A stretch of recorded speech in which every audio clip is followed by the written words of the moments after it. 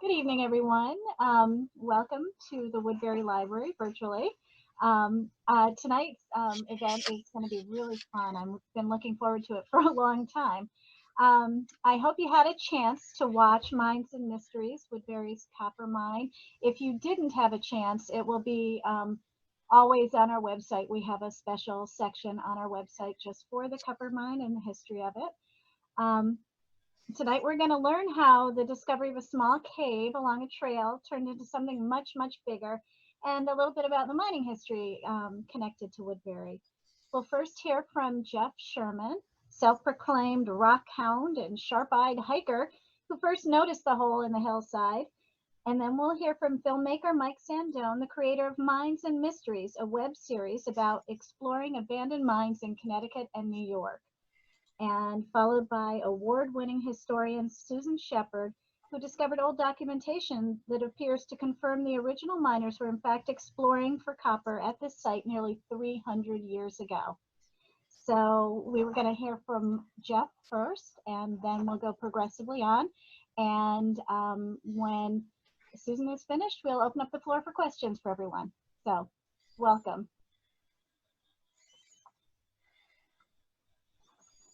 Okay, Jeff? Okay. I'm I'm Jeff Sherman. I'm on the Woodbury Conservation Commission. And about 3.5 or so years ago, in June 2017, Dick Leavenworth was leading a hike down the trolley bed trail for Connecticut Trails Day. And I was on that hike. And partway down, I strayed off a side trail and onto another trail. And I got down to the end of that, and I looked up and I saw on a hill in front of me this gaping hole.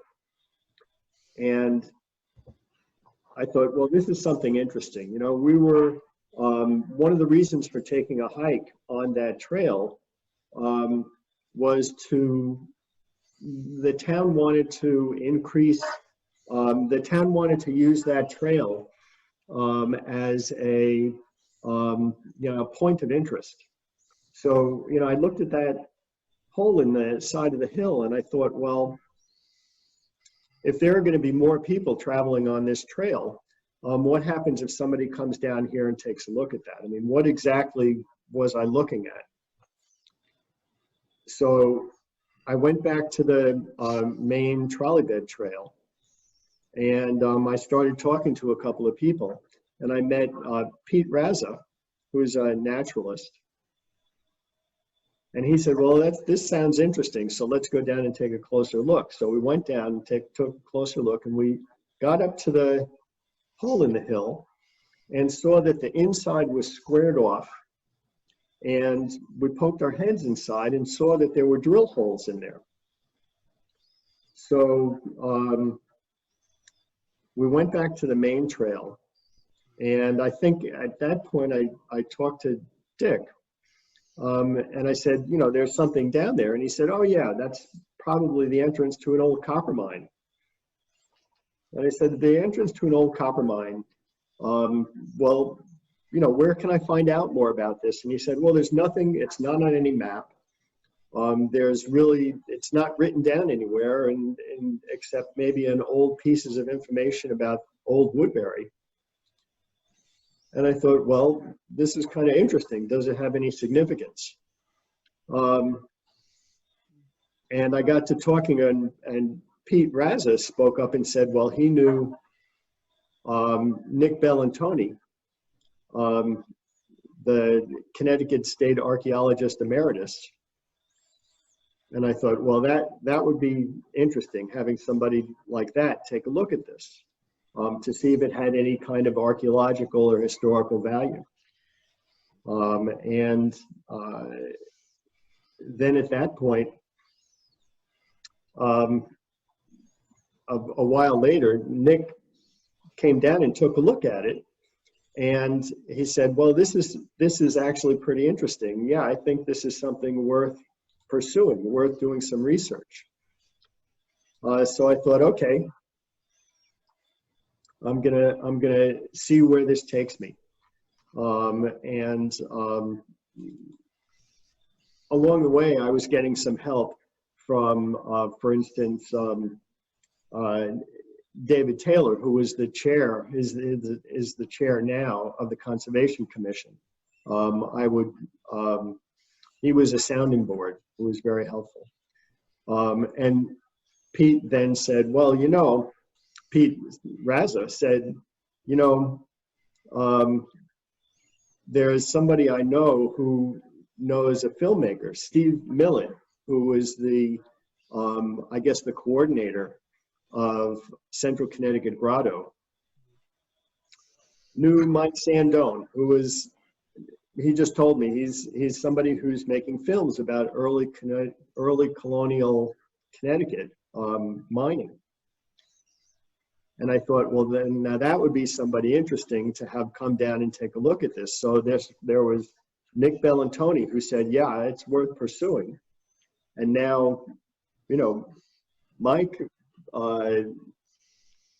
was introduced to this. And I thought, okay, now, you know, maybe this will turn into something. So, Mike? Okay, great. So am I unmuted? You are not muted. You are good. I'm going Okay. to spotlight you. There you are. Okay, great. So my name is Mike Sandone, and I've been exploring mines and caves in Connecticut since about 2004. And just a few years ago, I was invited to help rediscover a lost cave in my hometown of Monroe, Connecticut. And I made a film about it and called The Lost Cave of Monroe. And I was the first one to go in and enter the cave since it was lost. And it was really an amazing experience because there was all sorts of water-carved marble, and it was really an untouched environment. So that was kind of my first film on a lost cave.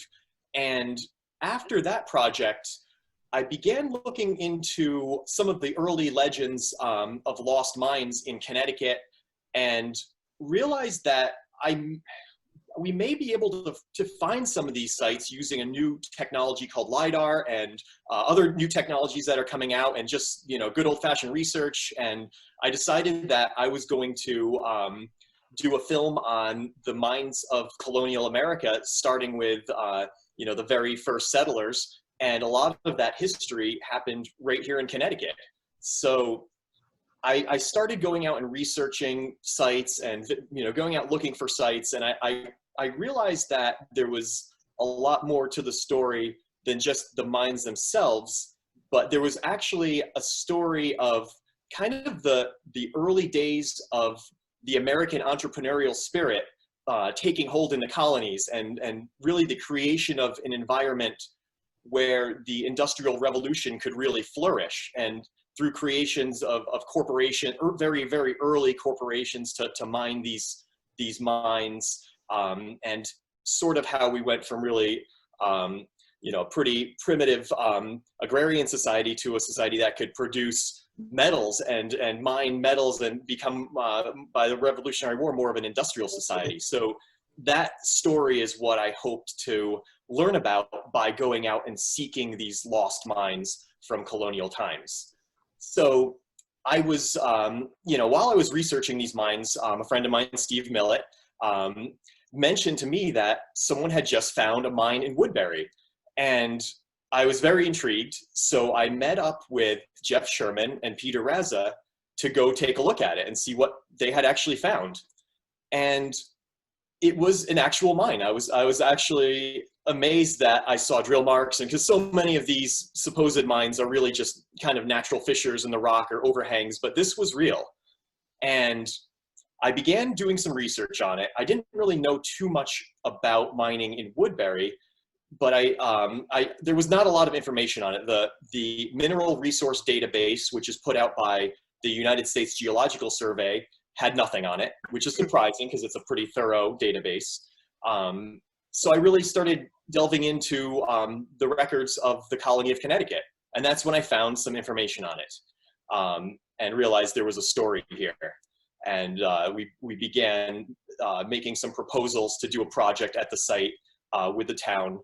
And while we were waiting to get permission to do the project, I met Susan Shepard, who is a avid researcher and historian.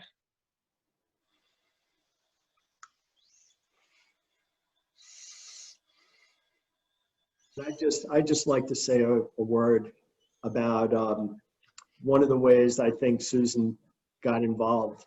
At the same time we were doing this research and trying to get together people to work on this project, I was trying to do a chain of title. So I would go into the town archives and try to find who the owners of this property were before. This particular property was owned by the town of Woodbury. The town of Woodbury bought it from Stedman Hitchcock. And looking at that title, that went back a ways. And then suddenly there were many, many names involved in that particular property. And I got back to about 1870, 1860, 1870, and then everything that was apparently when the typewriter came into use. Before that, everything was quill written. So here I was deep in the archives looking at these quill written documents, and it was impossible for me. And at the same time, I was talking with Mary Terrell about this project, and I showed her some of these copies of the quill written documents, and she said, you know, I have a friend who might be interested in this. And I think that's who introduced the project to Susan. Sue? Susan? That's what he's talking about. Yeah, I mean, Not so easy to read without practice.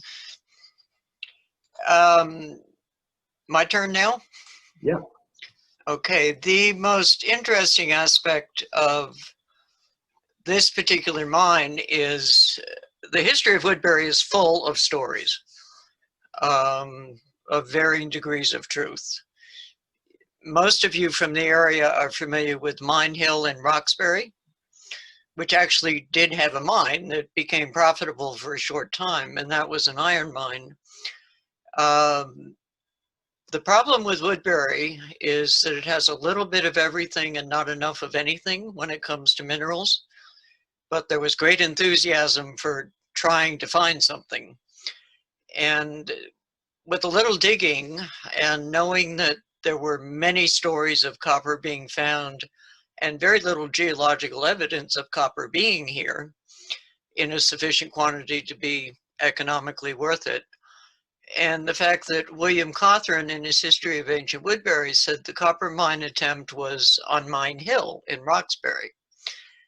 So this was kind of a problem of two pretty distant locations. So I went looking at the particular lease deed that Jeff had found and read it, and I said, okay, this is clear enough.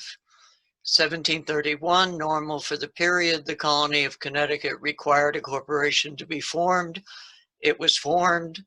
A lot of old Woodbury names were among the people who formed the corporation.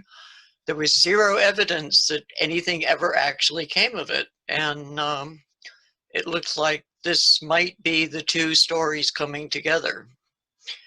So I dug back a little further and I got back to 1708 in the Woodbury land records, which shows hints of looking for a mine in this location. Jump ahead to 1724 and I found a lease deed that was an amendment to an even earlier deed. This is actually what a lease looked like in 1724. If I can somehow get out of the picture, you will see that one Thomas Cranny of Springfield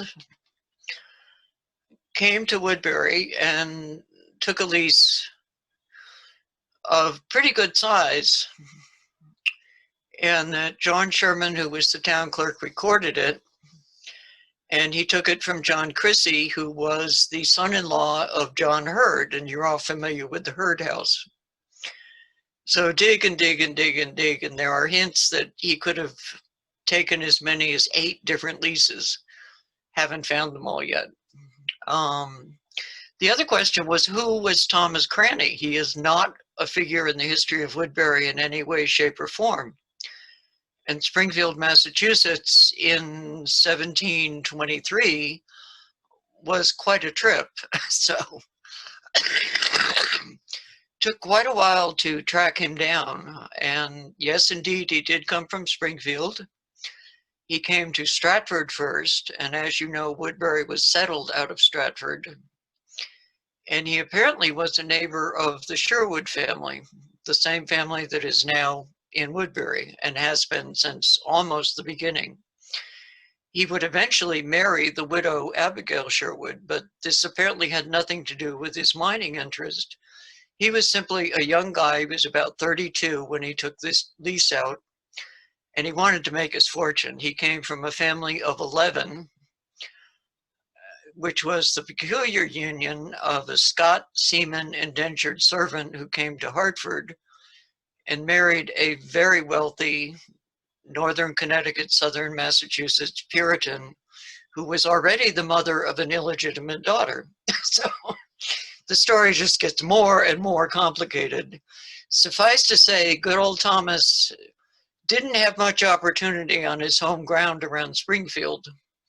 So he made his way to Stratford, which at the time was an extremely important community. The failed mining projects of Woodbury are actually as interesting as the ones that succeeded, and I'm not taking away from the copper mine discovery. If you download the history notes PDF that Marla put up on the Woodbury Library page, you can read about an extraordinary attempt at a lead mine on Mine Hill, the rumors of which persisted well into the Revolution, and George Washington and Governor Trumbull actually corresponded about it. At the time, the mine had been abandoned. It produced nothing.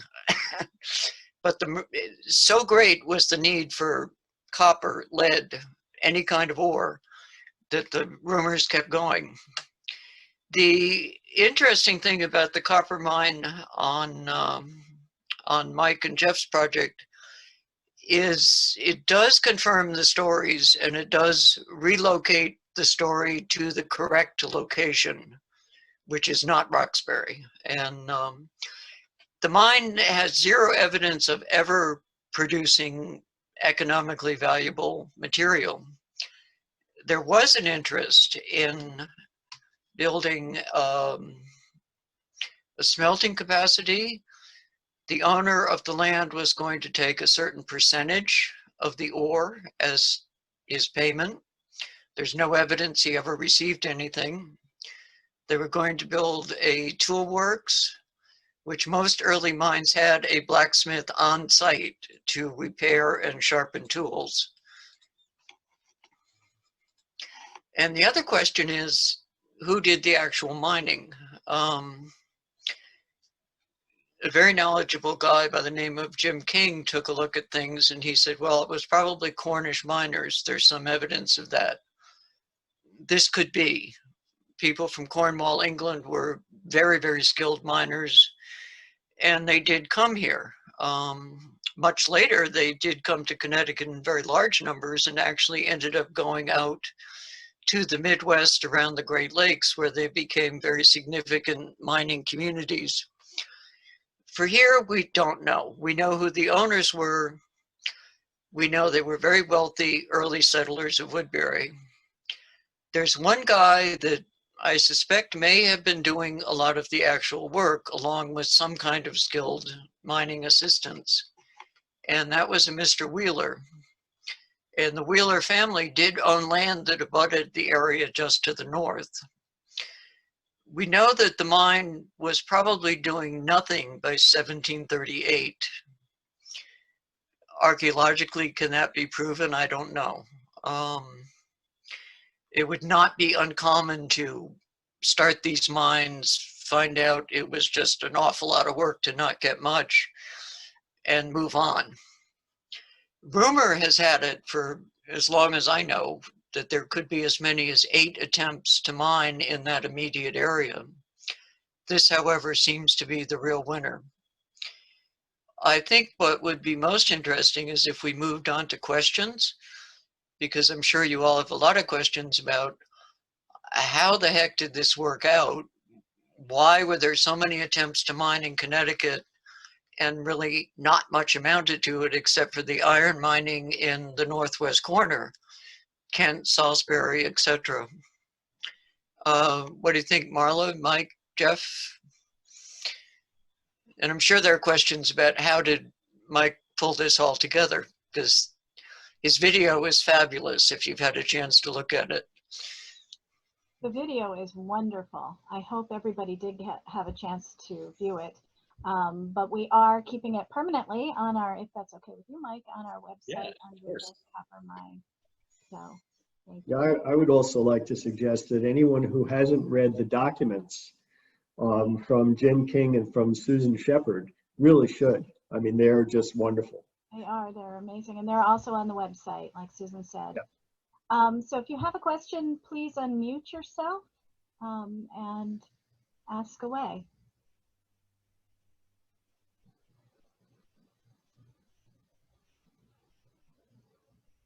I have a question. Mike, you mentioned LiDAR for when you're in your mine. What is that and what does it do?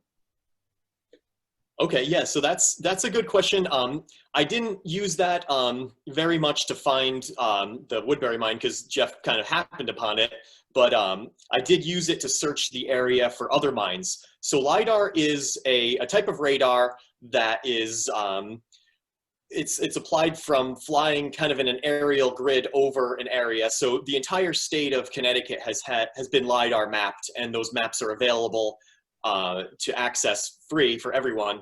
And what it does is it strips away all of the vegetation from the map. So it's like an aerial photo, but without the trees. And it shows all of the underlying ground and rocks. It could show cellar holes.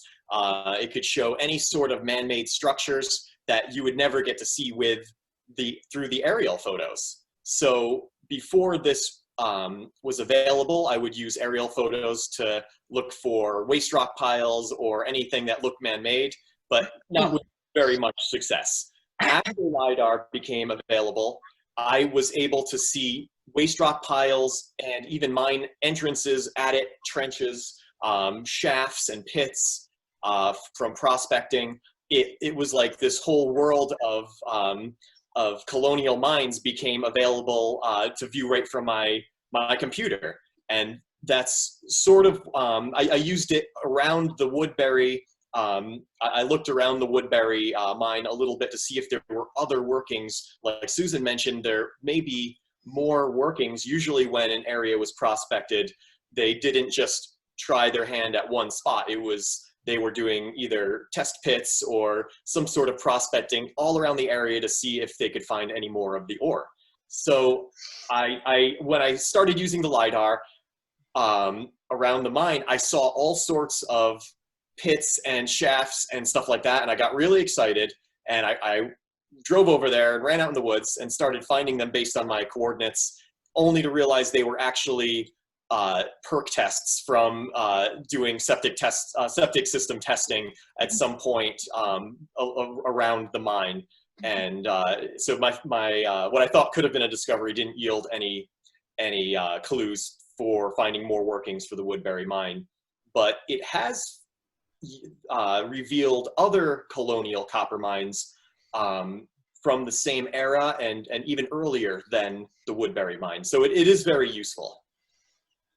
Well, actually, it was used at one time, I think about 8 years ago, and it was able to locate an entire settlement out by Griswold, Connecticut, that had previously been unknown. I mean, and it turned out to be a settlement of free Black individuals who were working as independent contractors, building some of the wealthy houses around New London.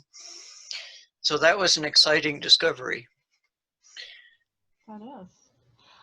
So we have a question here. Aside from currency, what were the uses, aside from currency, what were the uses of copper in pre-colonial America? So I think this one might be for you, Susan.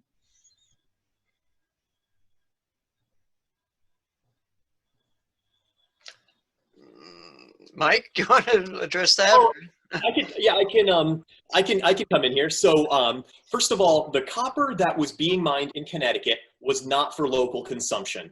So very early on in the copper mining projects in Simsbury, they did try smelting it, and they brought over some German workmen from the mining regions in Germany where copper was a very common ore that was being mined. So they tried to create a smelter at Simsbury. They also created a smelter in Boston and tried to smelt it, but they weren't really that successful. So from that point on, any of the copper being mined from the mines in Connecticut was being shipped to Europe. Pretty much any of the copper from Connecticut was being shipped to England and being sold as raw ore, and they were not using it for local consumption like they were doing with lead for bullets and stuff like that, and of course iron for you know, pretty much all of the tools and implements of daily life. So it was purely an export product, but copper was in very high demand because they were using it for to sheet the hulls of ships and for casting bronze cannons. You know, that was important in a lot of the militaries in Europe.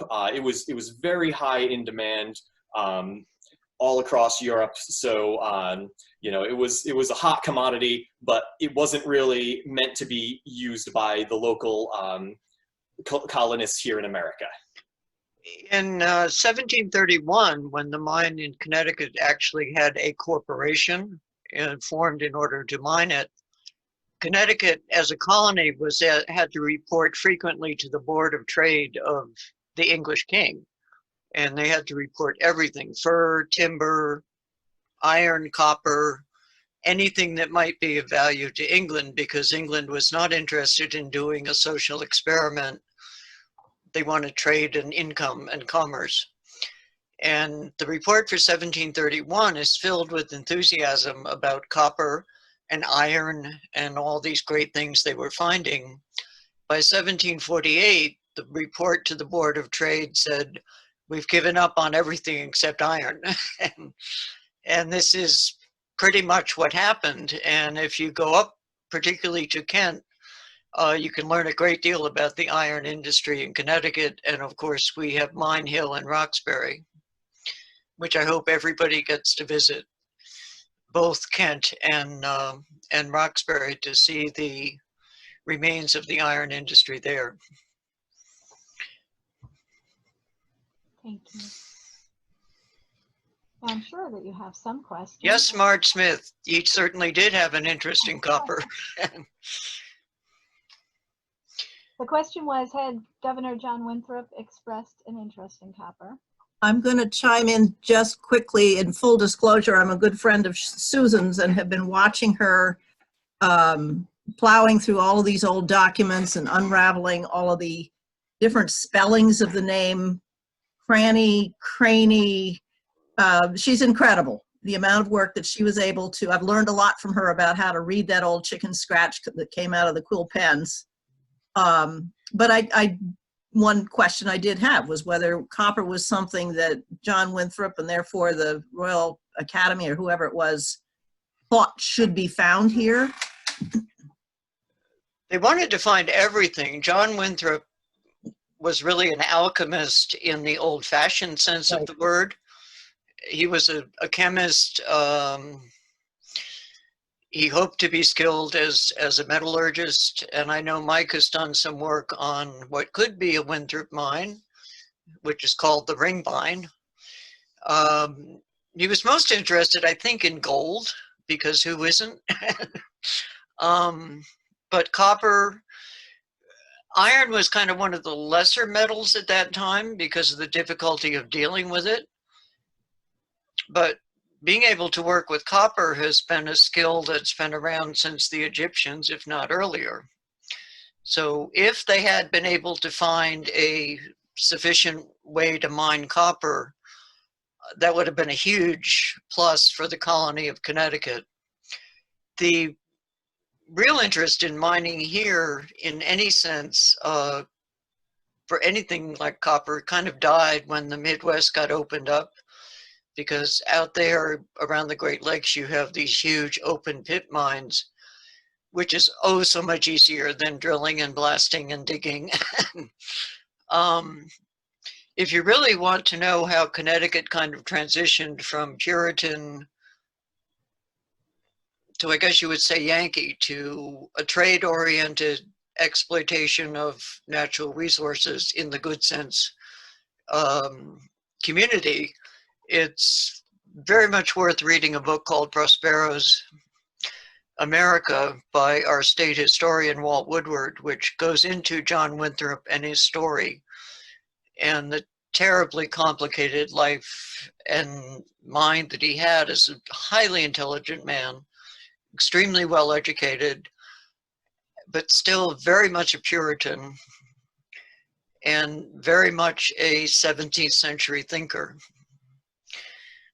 Mike, could you want to talk about the ring mine at all, or? Yeah, absolutely. Yeah, John Winthrop Jr. is a subject that I really enjoy talking about, and there's really I didn't find anything in while researching John Winthrop Jr. in any really of the Winthrop papers or anything like that that mentioned copper.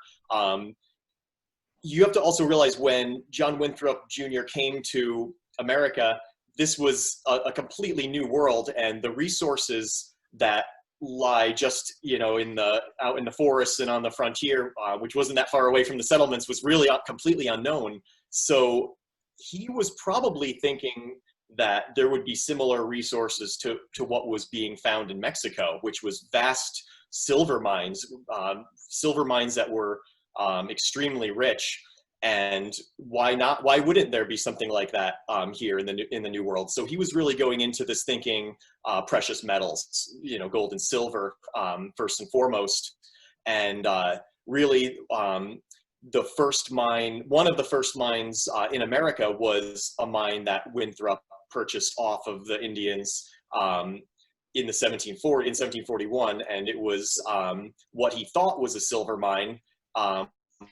Which he was tipped off to by a very early explorer, someone who had visited the region of Massachusetts and Connecticut and came back with some ore samples that were given to him by the Indians. But what it turned out to be wasn't silver at all, but black lead, which is graphite.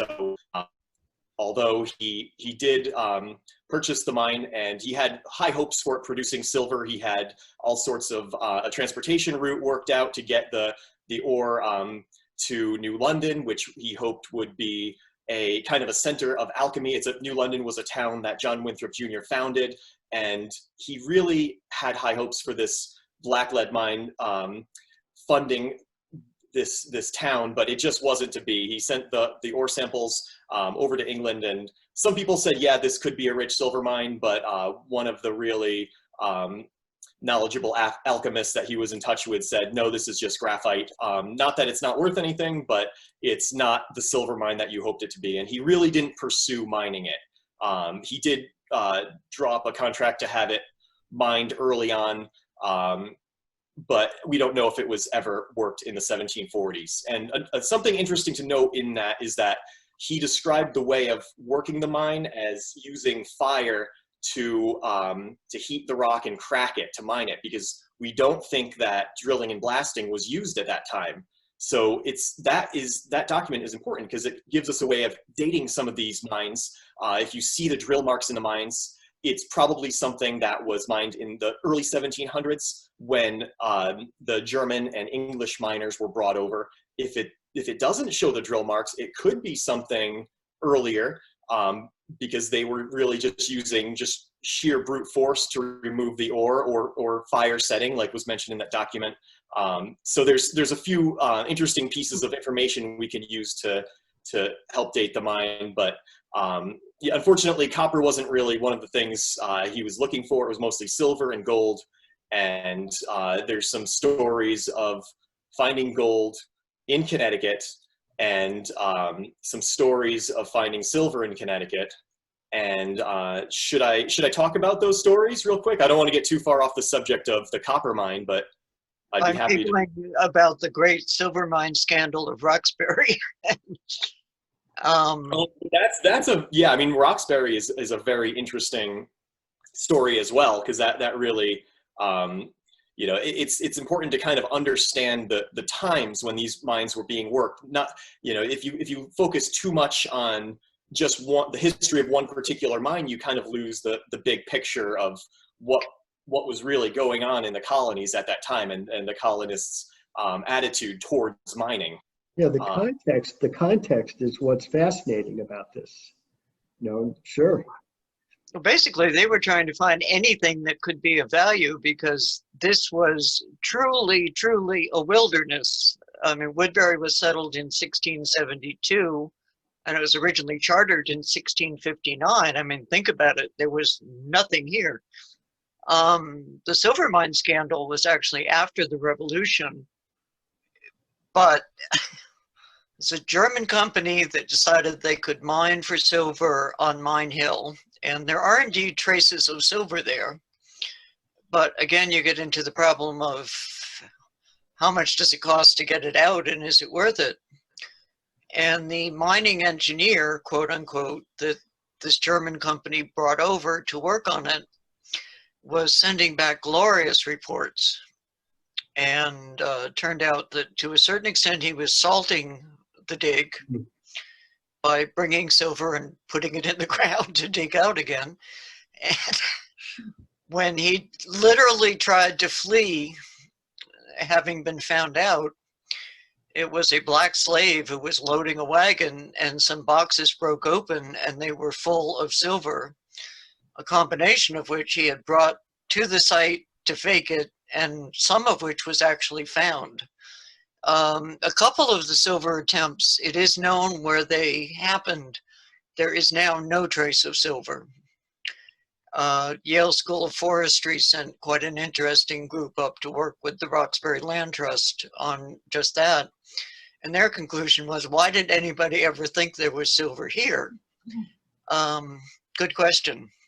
They thought it because they wanted to find it, and they found a hint of it, so they went full bore. The lead mine that failed actually had 30-odd miners brought in and a full-time blacksmith who took care of their tools. And it was a lease taken for 42 years in high hopes, and the mine was abandoned within 4 years. So, but it is the backdrop to 2 centuries of history. I'm sorry, Mike. Oh, it's also really neat to mention some of the people that were involved in the Roxbury mine when they were working it for lead. So after the first 2 kind of failed attempts at working it, one of the investors in the mine was Ethan Allen.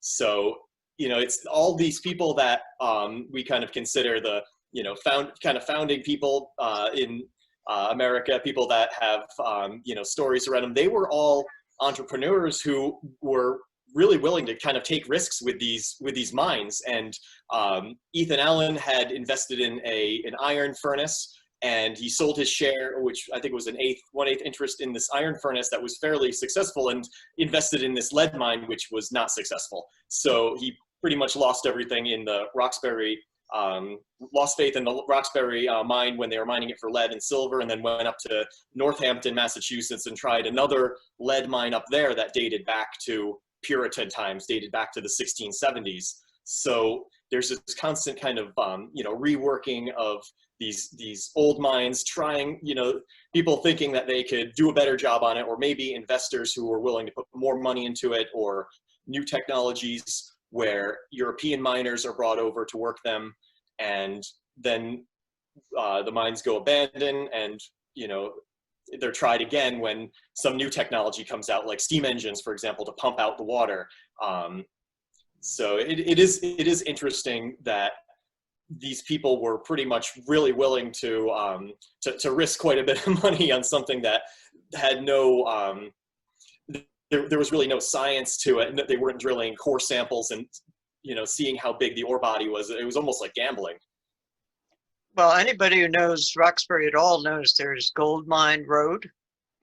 There was a gold mine, but you would have had to mill so much quartz for just a teeny tiny amount of gold that, again, what was the point?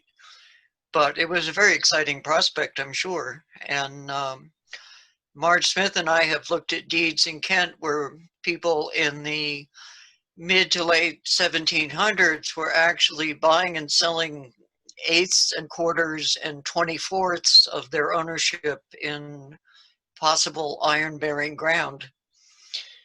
Marge is quite an expert on that. And Woodbury, well, ancient Woodbury included Roxbury, Salisbury, Bethlehem, a tiny part of Watertown, part of Middlebury, part of Oxford. So when you see references to mines in Woodbury, you have to be careful because now they may actually be in primarily Roxbury. We have a question. How does pewter fit into the role of copper and Woodbury's relationship with pewter? Which is interesting. Pewter.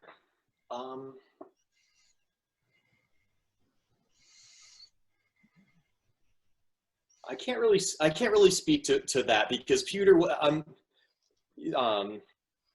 The mines were producing.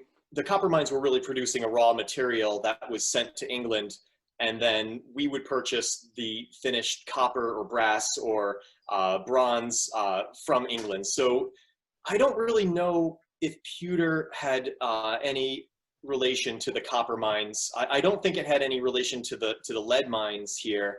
It probably would have been a product that was purchased as a raw material, as a finished material from England, and then made into artifacts here in the United States, in America. Yeah, getting tin was a problem because Connecticut does have tin around Middletown, but not an abundance of it. So oftentimes copper plates, which I've read had an average lifespan of 10 years, when actually in use day to day, would often be melted down and recast as something else. And you can go back into some old books, which were called books of receipts or recipes that have all kinds of methods of patching your pewter, repairing your pewter. Keeping in mind, pewter is pretty soft. So being able to repair it and keep your lead intake up was quite easy. And of course, pewter made today does not have lead in it.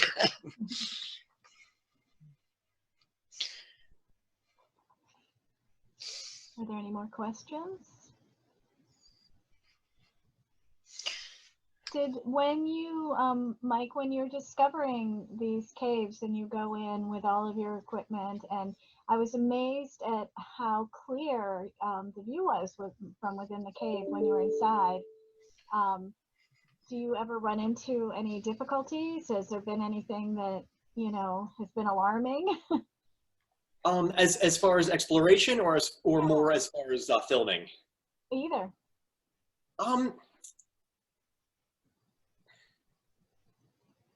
I would say not really. The mines here in Connecticut are the copper mines are driven into basalt and hard rocks, and the tunnels are arch-shaped, and they're fairly solid.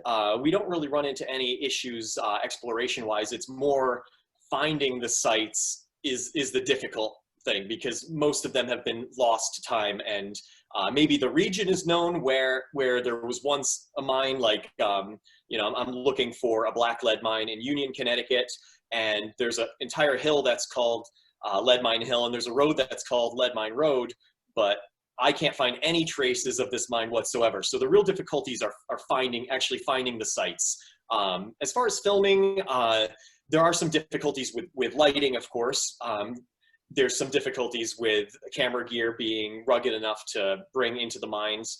And there's some cases where special equipment is required, like if we find a mine that's flooded, well, how do you film that? How do you film what's underwater? So a friend of mine has an ROV, which is a remotely operated vehicle that it's like a drone that can go underwater and film the scenes underwater that have never been seen since the days of the mine, which could date, these could date back hundreds of years. So I think just having the specialized training to go in the mines is important. It's important to, I'm a member of the National Speleological Society and the Central Connecticut Grotto, and that involves a lot of training, and you learn a lot about safety precautions to go into underground environments, and we do everything the correct way by the book.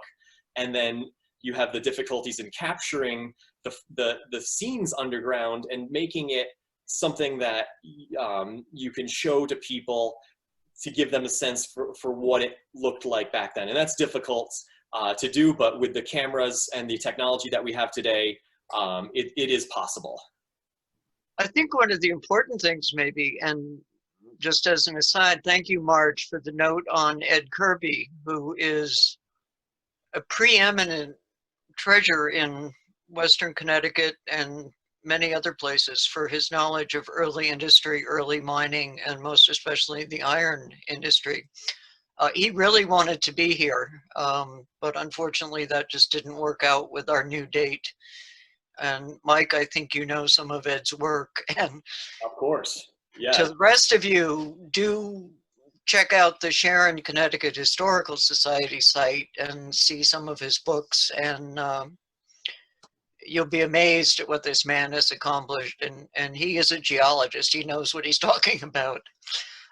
Mike, it might be interesting to tell people a little bit about what's involved environmentally in being sure that one is very, very careful in mucking about with these old digs, because you can really let loose some stuff into modern streams that shouldn't be let loose. And some of what is involved in just generally getting permission from localities, from the state, from insurance. And as you mentioned, very, very importantly, safety.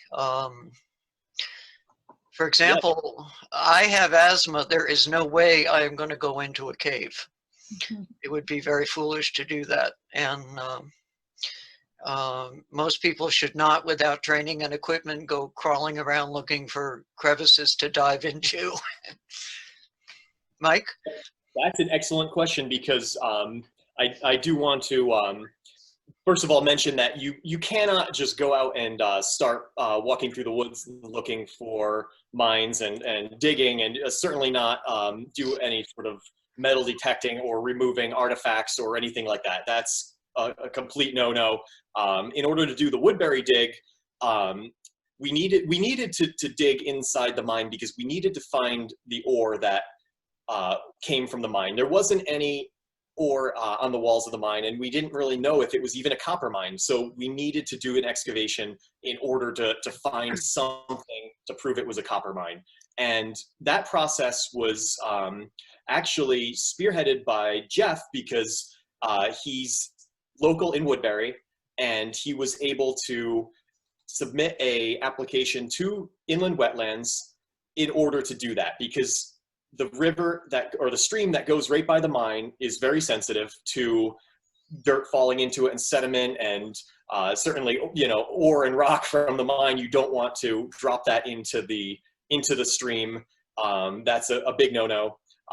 So I'll let Jeff talk a little bit about that process in a second. And just the other thing I want to mention, so safety-wise, to do these projects, you can't just go into the mine and start digging. First of all, you have to have liability insurance, which is fairly expensive, and it needs to be really purchased for just the days that it's so expensive that you would purchase it just for the days that you're doing the dig, which in this case was only 2 days.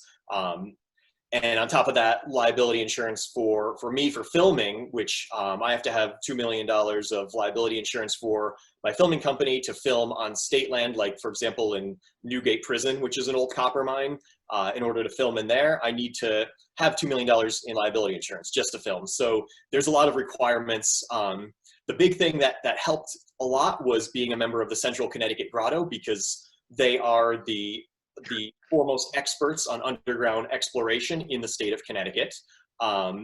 So having that sort of knowledge base on how to do these projects safely, how to set up ropes in order to remove the rock from the mine without manually carrying it across the stream. That knowledge is invaluable. I would not have been able to do this dig without the help of the Central Connecticut Grotto. So not only are they experts at underground exploration, but also rope work. And that was the key to making this project work. So on top of that, the material that we removed from the mine had to be stored someplace while we were digging it out. So we needed to surround the material with hay bales and a tarp just in case there was a heavy rain, and we wouldn't want our material washing into the stream and creating sediment in the stream. So we set up kind of an area, staging area, where we could sort through the material in search of the ore. Also, another very important thing is artifacts. And if you find an artifact, the context that the artifact is in means a lot. And I'm personally not an archaeologist, but to get an archaeologist on this project wasn't going to happen because of a few issues that we were having with, well, I won't get into it right now, but so in order to make the project happen, Nick Bellantoni offered his services to come out, and if we found an artifact, come out and record it. And that was the keystone to making this happen, because without an archaeologist, if you find an artifact, the whole project could stall. So that was the biggest help in making this project happen. Probably the one thing that made the project happen was Nick's offer to do that. So everything really kind of fell into place on it. It was, you know, it's very difficult to do this. This doesn't happen often with other sites. Sometimes landowners, we're kind of lucky that it was the town of Woodbury, and the town obviously has an interest in their history. So that right there facilitated this happening. But sometimes landowners, when I'm dealing with private individuals, they don't want to have anything to do with people going on their property and digging around. But then sometimes you have the opposite, where you have someone very interested in what is on their property, and they literally roll out the red carpet for you to come and investigate the mine, to dig, to film and record what you find, and really to uncover a piece of history that maybe they didn't even know was on their property. And sometimes, you know, there's projects that are longer term, ones that are mines that are on water company property that I'm working with water companies, meeting with them to discuss, and you know, the possibilities of searching for the mines on their property. And it's a very long-term process. Nothing happens overnight. Nothing happens even in month by month. These can be year-long projects, but it's worth it in order to document things properly. So maybe Jeff could talk a little bit about the wetlands application process in order to get this to happen. Sure. Well, there actually were a couple of levels of permissions that we needed. The first one is I had to document the fact that this was actually on town property. So I found the appropriate surveys. I made a presentation before the Board of Selectmen, and they said, well, it sounds good. Tell us what inland wetland says. So I made several presentations to inland wetlands, and they were concerned, like Mike said, they were concerned about where we would put the debris that was dug out of the mine. They were concerned about how we would get into the mine, or how the cavers would get into the mine without the debris falling into the brook. So we got through that process, which took a while, and then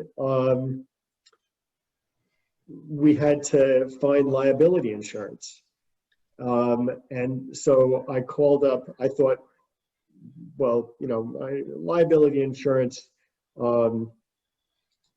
is an important thing to have. I mean, this is something that was also key. So I called up Roxbury Land Trust and I said, well, what do you do when somebody wants to, what did you do when you bought that piece of property, when you bought Mine Hill, and they said, well, the first thing we did was that we gated the mines, so nobody could get in, and we don't need liability insurance. And then they introduced me to John Pulowski at the Connecticut Museum of Mining and Minerals. This is just as an aside. He's up in Kent, and after this pandemic is over, I would really suggest anybody interested in mining and minerals in Connecticut, go up to Kent and take a look at his museum, because it's amazing. So as far as liability insurance goes, we really, that was something that was a question for a while. But Mike was able to get some through his film company. And that was basically once we got that liability insurance, then everything was a go. I have one little anecdote about the insurance that I want to tell. So I was able to get insurance for the 2 days or 2.5 days that we were going to be working there, but it was for the Central Connecticut Grotto. So I couldn't, get it for individual people. It was kind of covering the grotto. So I told Jeff, if you're not a member of the Central Connecticut Grotto, you can't be part of the project, because you're not covered by insurance and you can't be up at the dig. But I have an idea. I know you're not a member, so you would be barred from your own project, but if you join the Central Connecticut Grotto, you'll be a member and you'll be covered by the insurance. So he paid the $5 fee to join the grotto, and now he was covered by the insurance for the 2.5 days we were there. So it was kind of an interesting, some ups and downs where, there was a catch, but we were able to solve it. Yeah, this whole project was a learning experience, I think, for a lot of us. And I really appreciate everybody involved. Everybody involved in this project was just fantastic. I think there's a question floating around about the basalt. Time, yeah. It says it's for Mike. Is the rock surrounding the Woodbury copper mine composed of basalt? If so, is basalt an indicator of a possible copper presence? Yes, so the answer to that is yes. The basalt ridge runs all the way across Connecticut, and everywhere that basalt is found in Connecticut, there's some sort of minerals found with it, and all of the copper mines are found in that basalt. But I'm not a geologist, and I'm not really up on sort of the formation of why the copper's there. I'm more researching and searching for lost places. I don't really know the geology behind it, but I know that wherever I find basalt, I better start looking on the LiDAR on those basalt ridges, because there could be test pits or adits or shafts. So pretty much the copper mines are found in the basalt, and there's other minerals that are found elsewhere, but the basalt is definitely where the copper is found. Thank you. Do we have any other questions? And another thing, the basalt it's a fascinating, it's certainly a fascinating formation in itself. There's a cave called King Philip's Cave, where it has some history going back to King Philip's War, and we even checked out that cave, which is actually a lava tube, technically, even though it's only a short 15-foot tube. But when we were checking out that cave for the kind of the stories of King Philip, I actually found copper in the cave. So there was some crystals, some calcite crystals, and I looked closer and you could see a little bit of green copper. So it's found in small amounts all throughout that basalt ridge, and then in some places, like in Bristol, for example, very large quantities of copper is found, but generally it's smaller outcroppings of it. Yeah, when I've taken walks around some of the open space in Woodbury, for instance, in Oronog Park, which abuts the O&G quarry. If you walk up that path and then you take a look, there's crushed basalt over on the side. And if you go walking through that, it's a little difficult to walk through, but you can get in there and you see these pieces of basalt that have green specks in them. And, you know, that's, somebody must have seen that and in quantity and been interested in that particular area, you know, along the trolley bed. Oh, Marge just chipped in with something that Ed Kirby talks about all the time, and that is the use of a certain native rodent to help look for iron ore, which the colonists really did do. And I dare anybody to guess what and how that happened. No. Groundhogs, woodchucks dig their burrows. So they would look for the vast amount that's dug out of the main burrow and look for traces of iron in the soil. And if you go up, for example, heading toward Roxbury from Woodbury up to the top of Good Hill, I once saved a friend's kid's science project that he had failed to do for the science fair. And we took a big cookie tin and we went out in the yard and got some dirt and put it in there and took a magnet and separated all the iron from the dirt. So the colonists were incredibly ingenious at finding ways to do things that they had almost no tools, but they were in this wilderness and they were determined to make it work. And they did, because here we are. Thank you, Marge. I'd add too that if you're mucking about in the woods and you find something that is of historic interest, whether it's a foundation, a collier's mound where they were making charcoal, or what look like gravestones, Connecticut has some very, very strict laws about messing with archaeological sites. Thank you, that's good to say. Yeah. So it's very important, and the laws exist for a very good reason, because how many people know there used to be a hill in Woodbury called Rye Hill that is now entirely gone? Yeah. Hands, grunts, anything? Yeah, well. Well, you do, because I told you. It was down in Middle Quarter. It was utterly leveled for the gravel and topsoil and removed.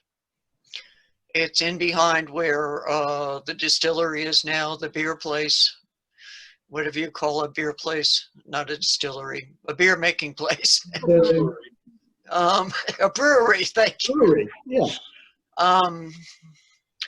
Fortunately, back in the early 60s, a knowledgeable guy from Washington, Connecticut, and a couple in Woodbury went every weekend when they weren't bulldozing and digging out this hill, and they collected artifacts. And it was a very significant Indian meeting site of the Delaware Nation, going way back. I mean, early woodlands, if not earlier. And they've saved some of it. It's now down in New Haven, what they were able to salvage, but there was evidence of cremations and burials and annual get-togethers and, you know, really, really significant stuff. Yeah. And fortunately, the laws now would save it. You know, again, like Mike said, something happens, everything just has to freeze until the archaeologist gets there. But when you think of what is lost if that doesn't happen, it's absolutely heartbreaking. And not just heartbreaking, it's a really important loss, period. Yeah. I know in Avon recently, they found a very significant site while doing some construction. And fortunately, that will be saved. Yeah.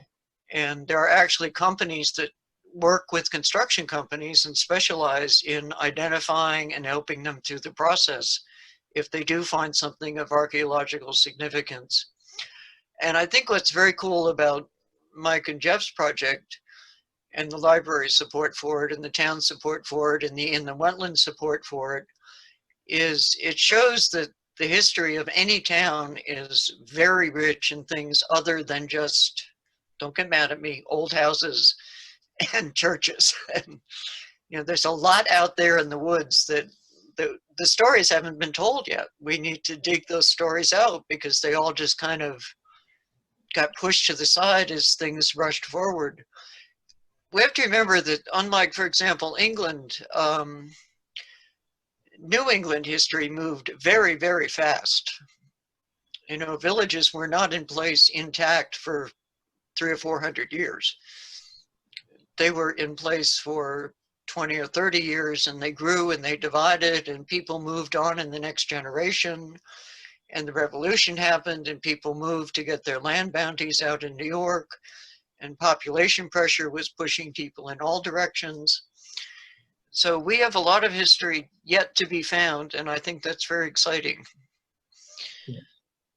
Yeah, I think the like a really comprehensive search for colonial copper mines this has never been done before. There's really no book on mining in colonial America that touches on the actual locations of the mines and shows what is still there today.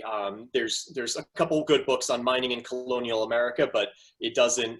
It touches on the historical record and not the actual sites as they exist today. And really, the last time that these mines were visited, a lot of times, was in the 1850s when a state geologist was going around and recording what was at some of these colonial mines for the prospect of reopening them to economically mine again. So it's really a lost part of history, but it's an important part of history because this is what helped make Connecticut an industrial state. And you know, if these mines are simply kind of, you know, forgotten about or developed and there's houses built, you know, on the sites and the history is lost, that would be a real tragedy. So, and the mines do still exist. They may not be evident from the surface, but with a little bit of digging, there are tunnels that still exist underground. And these can be almost like time capsules where you enter them and there's tools left from the last miner that walked out of that mine. And it's a great way of seeing a place that's basically frozen in time. You don't need to do an archaeological excavation one layer at a time. You simply enter these tunnels and you see things as they were left. It's really an incredible experience. And a lot of times these have not seen the light of day for over 100 years. So I think what we're doing by documenting the mines, mapping the tunnels, recording as much of the history that we could find, and using modern LiDAR and modern technology and even stuff like social media, using that to find leads on maybe local people who might have something in their backyard. You know, this is unprecedented. The way, the tools that we have at our fingertips as explorers have never been better than they are today to find these lost places. And people have looked for some of these lost mines through the years without ever finding them. There's one example, the Harwinton lead mine, which dates back to 1657, which is one of the oldest mines in Connecticut. And in the 1700s, I believe, there was a group of people who went out and just kind of fanned out in the woods looking for kind of the way they used to hunt game at certain points in time, just, you know, kind of going step by step through the woods, and they found nothing. So if they had LiDAR like we have today, maybe they would find something. But so that's one of the mines that I'm actively trying to search for using this modern technology. So I think we'll uncover some interesting finds and kind of hand it over to maybe archaeologists or people who are in that field to document more in depth, and really piece together these lost bits of our early history. Yeah, the search for viable mines to reopen in Connecticut was conducted by two different people, one of whom is a relative, Dr. Charles Shepard of Yale. He's a relative? Yes. Oh. And also of Marge. Wow. Way back. he did a lot of work on Ore Hill in Kent, which is a fascinating study. And he concluded, I'm sure most of you have at least heard of Ore Hill, or Kent at least. And he did a study of the very peculiar way the iron runs in Ore Hill. And Marge has lots of documentation at the Kent Historical Society on the different ways they were trying to mine it over the years. The initial ones being extremely amateur. And they actually rearranged some of the landscape in the process, probably not too much for the better, but he investigated all kinds of ways, and his final conclusion was there's still a lot of good iron in there, but he didn't know of any technology to get it out at that point. So who knows, maybe someday in the far future, when recycling has pooped out utterly, we'll have a way to go back and get some of that iron out, because like it or not, we're going to continue to need minerals of many kinds in large quantities. And copper, I don't know that we'll ever get enough copper out of Connecticut, but did we mention how Newgate Prison came to exist and what it's built on? That might interest people. Go ahead and tell us. Well, it is a copper mine that totally failed. They got some amount out of it, but it became economically ridiculous to continue. But they had all these great trenches in the rock, so they said this would be a bum place for a prison. It was cold, it was damp, it was dark, it was awful, and you didn't want to live there. So it worked out well, and it now, I don't know if it's open to the public right at this time because of COVID, but it does have public hours, and its history, partially as a mine, but more so who all got locked up there at various times, including political prisoners, that is quite fascinating to hear about. A guy from Woodbury ended up in it because as a foolish kid, literally kid, he was the lookout for somebody doing a house robbery of the Mitchells on the Southbury line. And he's the one who got caught. And being a good, proud young man, he didn't rat out his friends, and they sent him to Newgate.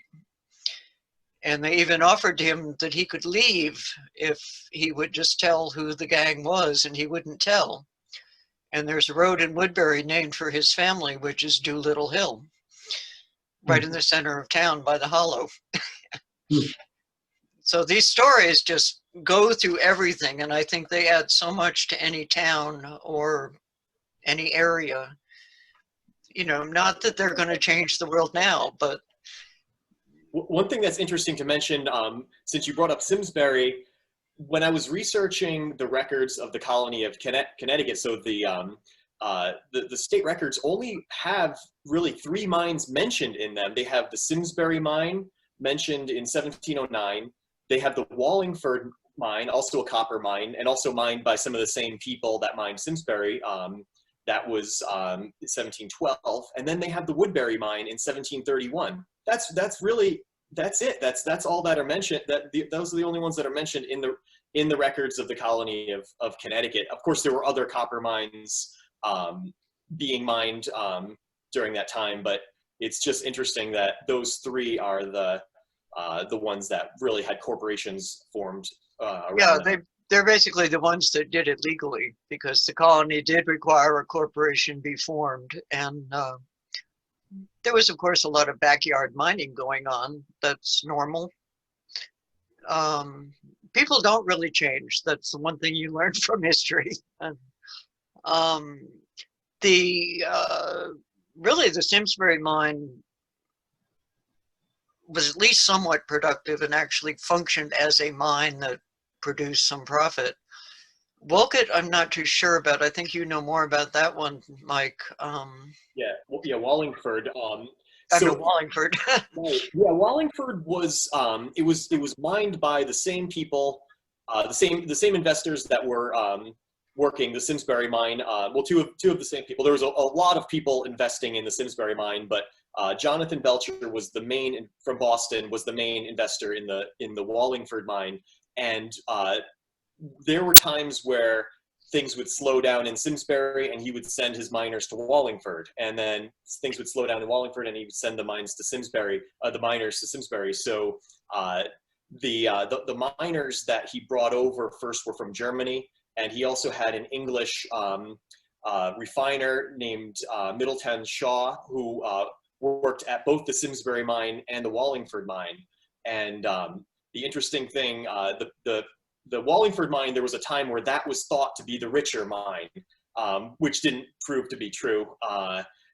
And the interesting thing is that unlike the Simsbury mine, the Wallingford mine is a completely lost locale. It's the location of it is roughly known, but the mine has not seen the light of day since probably the 1800s. So it's interesting to read this history and realize that there's still lost places out there to be found. There's places you don't think of suburban Connecticut as an area where exploration could take place, but these mines are still out there. They still exist. They're just buried beneath our feet. And if we use this modern technology, we can find them, and we can go through all of the steps to explore them safely and to reopen the entrance, go in and explore them safely, and do it through all the correct channels. And that's just, the Wallingford mine is just one such example. There are a lot of mines from colonial times, not just copper mines, but lead mines, and they're still out there. They're just waiting to be found. It's not everything has been discovered yet. Yeah. What's particularly interesting with the mining aspect of our history is, one, it's been largely ignored until people like Ed Kirby and Mike came along. But two, it gives you some insight into how the history of the towns developed. For example, Dr. Thomas Leavenworth, who was a big player in the 1731 Woodbury mine, did not live in Woodbury. He was the progenitor of the Leavenworth family, and he had extensive property holdings. He actually lived in Huntington, but he also invested in a ferry across the Housatonic. He was a medical doctor, and you can list all of his businesses like crazy. Then in turn, his business ability spread to his children and nieces and nephews who came into Woodbury, and that helped to lift up the development of Woodbury. So it all ties together in this amazing mosaic. What else is interesting is that these mines were, they were basically out on very undeveloped areas, but you have these investors from Boston and New York pouring money into the working of them. So for the Simsbury and Wallingford mine, you had an investor from Boston, Jonathan Belcher. For the Roxbury mine, when it was called the Spruce Hill mine, you have an investor from New York City, Samson Simpson, who was a Jewish merchant in New York City, who was one of the founding members of the New York Chamber of Commerce in 1768. So you have, these little small towns have these fairly wealthy merchants bringing in miners from Europe to work the mines, and it's definitely an interesting situation. It wasn't just local people working the mines for their own consumption. This was big business in its day. They were really hoping to make a lot of money on these mines, and you see kind of the same names at different mines. Like Samson Simpson, he worked the Roxbury mine when it was called the Spruce Hill mine for lead and silver, but he was also involved in a lead mine in Middletown, which he was, there was actually a British Army colonel, Colonel James, working the mine with the British engineers, the miners and sappers, and they were also mining at Sing Sing prison on the Hudson River, Colonel James as well, and Samson Simpson was investing in that one. Samson Simpson invested in one in Northampton, Massachusetts, which was a lead mine that dated back to Puritan times. So you kind of have the mines were really first found by Native Americans a lot of times, and then you have kind of the local people come in and they attempt to mine it. Like for example, the one in Northampton, you have the 1670s an attempt to mine it, but unsuccessful. And then the next wave is really these merchants. Roxbury was the same way. You have Hurlbut and Hawley mining it in the 1750s, somewhat unsuccessfully. Then you have the Bronson brothers, and then you have Samson Simpson come in, with Ethan Allen and some more investors to really inject some capital into it. And it's really interesting to see that development.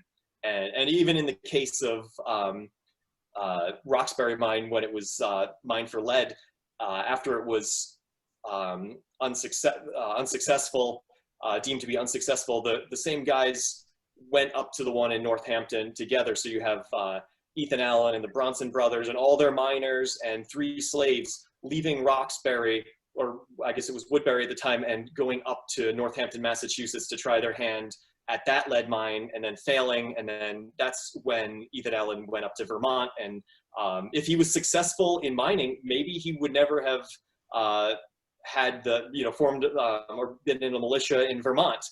Maybe he would have stayed in Connecticut or Massachusetts. So it's interesting to see how history is affected by these mining operations, even the ones that are unsuccessful. Samson Simpson's nephew, who was also named Samson Simpson, engaged in a huge legal battle, which William Cawthron led against him to try and regain control of the land in Roxbury to mine it in 1854. And if that name is familiar, it's because he's known as the father of Mount Sinai Hospital in New York City. He was a fantastically wealthy man, thanks to his uncle, and he gave almost all of his money away. He was a huge philanthropist, and in Israel, he's practically a national hero to this day. And his nieces and nephews, he had no children, his nieces and nephews engaged in a 40-something-year legal battle to try and break his will that gave away almost all of his money to charitable organizations, both Jewish and Christian, and they lost. Yes. I have a question for Jeff. Yeah. When Susan was talking about folklore, local folklore, did you get any funny stories about what when you were finding out, when you first saw the mine and the hole in the cave, and trying to figure out what it actually was? Did the Leatherman live here, or did anybody have their 2 cents about it? Well, just talking to people around town, the people who grew up here, a lot of them, the guys my age, a lot of them played in that mine when they were kids. I had one guy say, well, if you find a Boy Scout knife, it's probably mine. So, there were a lot of people. I think, Susan, your brothers played in that. My brothers did. I was sure that Mike was going to find a G.I. Joe in there. They knew it was there. They knew it was a cave. It was a great fun cave to play in. They had no idea it was a copper mine. And I'm sure that, going back to the day when there was a tremendous amount of haying going on in Woodbury, because not only the local farms, but Jerome Garlick Sr., I don't know if we have anybody here who would remember the pair of white Percheron draft horses that he farmed with all through Middle Quarter, where the Chevrolet dealer is now, on over to where Cornerstone is, and up to the A&W, and on up the hill where the houses are was all his hay fields. And he supplied hay to the industrial stables of Naugatuck for the workhorses there. So I'm sure that his workers sheltered in this cave on a hot afternoon to drink their shrub and other adult beverages to recover from picking up hay all day, because they weren't working with balers, they were working with pitchforks.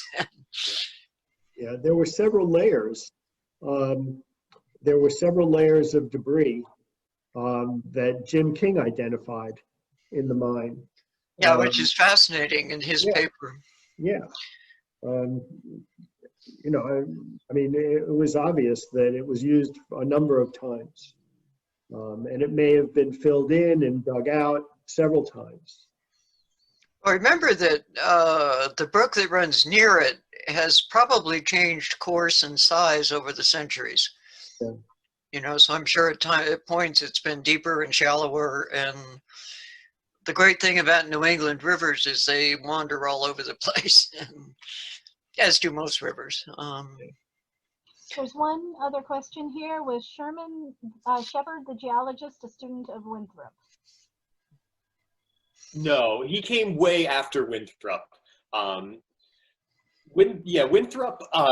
Winthrop's sons were also into mining, and I think it's maybe his nephew had an interest in mining the black lead mine. So John Winthrop, FRS, which stands for Fellow of the Royal Society. I think that was John Winthrop's nephew or some relation. He tried to reopen the black lead mine in Massachusetts, but was unsuccessful. Shepard was the state geologist at the time, and he was simply going around and revisiting all of the abandoned mines and making a report on what was found there. And some of these mines had not been touched since colonial times, and some of them were reopened shortly after he made his report on it. Like there's in Manchester, there's the Willys copper mine, and that was that dated back to before 1731 as well, but there's really no records of it.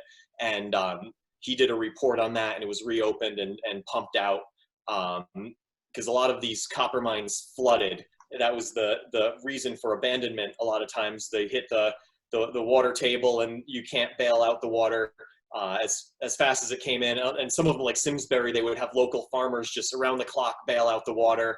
And even in Massachusetts at the Northampton one, they ran into some problems because they were bailing it out on Sunday, and that was a big no-no. So they were not allowed to bail the mine out on Sundays. I guess there was still some puritanical remnants in around Northampton, and also the local people were not a big fan of Ethan Allen because he was known to tell kind of like dirty jokes and stuff like that. So when he went up to Northampton, he was scolded a few times at the mine for kind of being, you know, a little kind of who he was. But yeah, so back to the main question.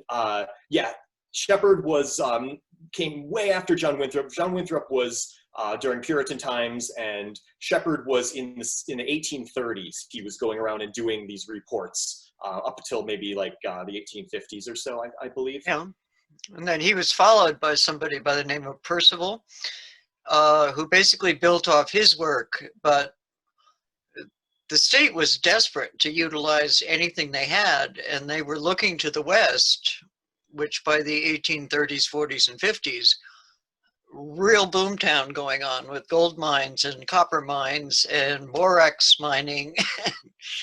It was kind of like, well, what do we have?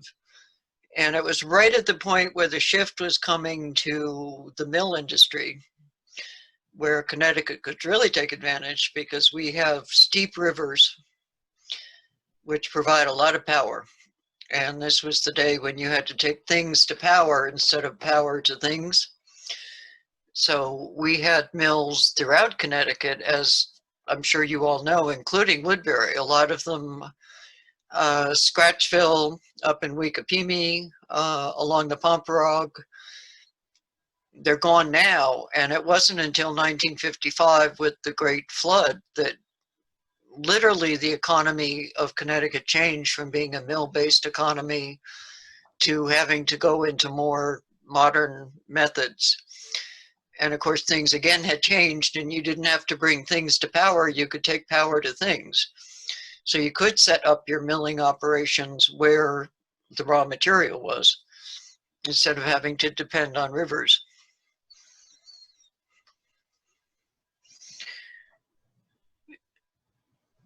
Anybody else have questions, comments, thoughts? This was very, very informative. Thank you three for taking the time to do this for the library and for our historical records. Well, thank you for doing this. You know, you and Sue. This was great that you did this. Okay. Well, there's some thanks on the side if you guys read the little notes, and thank you very much. Thank you to everybody who came. It's just really fun. As a side note, the project is with searching for copper mines is still ongoing, and you can find some of our update videos on my YouTube channel, which is just my name, Mike Sandone. So if you want to follow along and see new things that we're uncovering, check out our YouTube channel, and maybe at some point there'll even be some updates on Woodbury. Who knows if we ever get archaeologists interested in digging around the outside of the mine where there was maybe a building or a blacksmith shop. So there still may be updates in the future. And if your dog comes in with greenish paws after digging in the yard, contact Mike. Thank you. Thank you, everyone. Thank you.